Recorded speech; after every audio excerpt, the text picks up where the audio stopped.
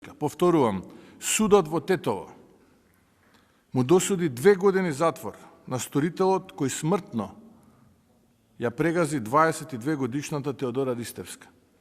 Јавно да прашам, има ли некој во државава кој смета дека тука имаме задоволена правда?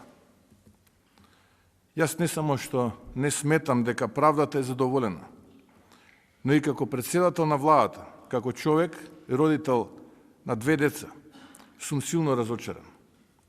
Ова не е правда. И тука имаме потврлање на системот по сите основи. Знам дека некој ќе ми се налути. Ќе излезат и такви полноглавци кои што ќе ме критикуваат после ова што ќе го кажам. Но јавно барам од Судскиот совет да се преразгледа работењето на овој судија и уште еднашка да се анализира оваа пресуда. Ова не е партиска борба.